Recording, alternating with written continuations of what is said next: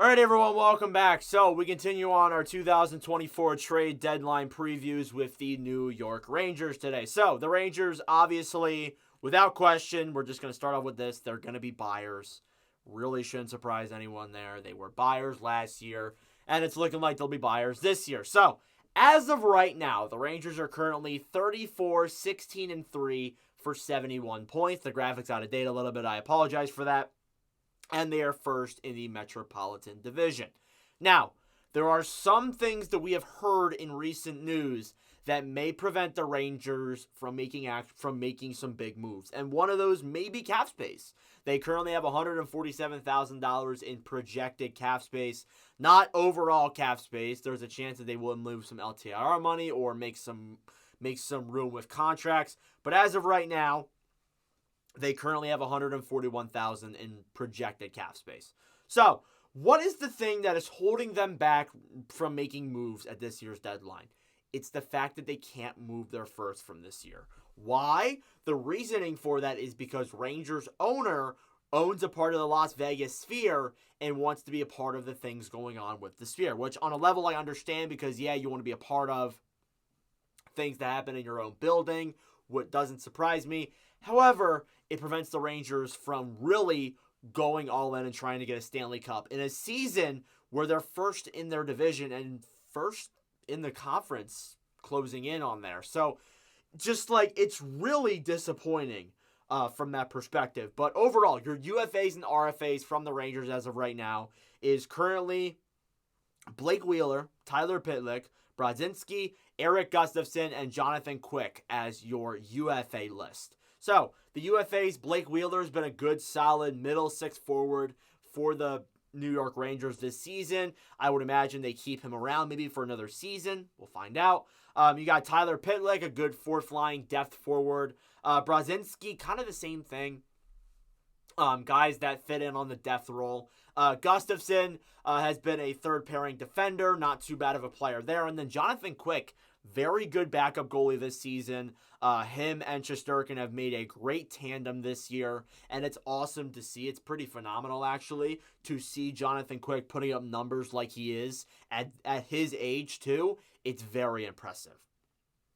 So, yeah, the UFAs, some definitely notable guys there, but not guys that I think would move. The RFA list is another big list of guys. It's not even really that big. It's just the amount of players on it. You got Kaapo Kakko, Ryan Lindgren, and Braden Schneider. So you got Kaapo Kakko, who we'll get into in a little bit, but Kakko obviously has not been the player that the Rangers wanted him to be, of course, through this certain stretch. So definitely there may be some talks of moving him. We'll get into that in a second. Ryan Lindgren, a very solid defensive defenseman, will get his money's worth at this year's offseason. And then Schneider as well, a young defender who has played mostly on the third pairing, has gotten some second pairing minutes, but is a guy that I think could get paid as well. But also, things you want to keep in mind, you got Shesterkin next year, who will get a lot of money. And then you got Artemi Panarin in 2026. It's crazy how we're already pretty much almost 8 years removed of that Panarin contract, a.k.a. the 2019 offseason. That's actually wild to think. But regardless, those are the guys that are coming up that are going to expire. So, what are your needs overall with the New York Rangers right now? Well, I think the biggest need for them is they want to get into their top six forwards, stack up the offense. You want depth as well. You want to get some depth options there. I mean, that doesn't hurt at all.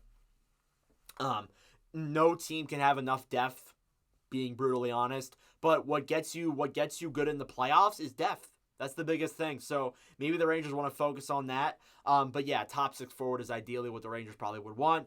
Movable pieces, again, without the first round pick for this year, you do have your 2025, but it's less valuable because it's another year you have to wait to use that draft pick. And as well as that too, next year the Rangers are going to be screwed virtually. If they move that pick now, they won't be able to move that pick next year because they obviously won't have it. And then I have Kaapo Kakko on that list. There is talks that Kaapo Kakko might get traded. It's definitely a possibility, and I think that we heard the rumors. It's kind of quieted down now, but realistically, I don't know if there's a lot of teams out there that see Kakko on the market and say, yeah, we want Kakko.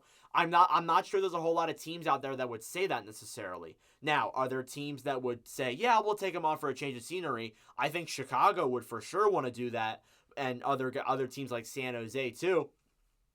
But again, are you getting enough value back in return that, yeah, you can move a young guy like Kaapo Kakko and risk the fact that if he goes to a team like, let's say, Chicago or the Sharks, teams that are not very good, there is a solid chance that he might just overperform and become the guy that he was supposed to be with those other teams. So definitely that plays a factor there too, and why they just don't move young players just yet.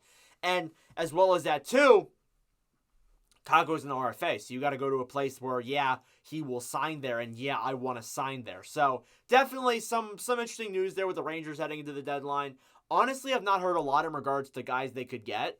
Haven't really heard a whole lot there, so it might be a stand pat or a conservative buy deadline from the Rangers this season. With the fact that they can't move their first round pick, it's rough, but it just is how it is. Anyways, let me know your thoughts in the comment section down below. Thank you all for watching. If you enjoyed, make sure to leave a like. Hit that subscribe button down below. I really appreciate it. But anyways, thank you all for watching, and I'll see you guys in the next video. Adios.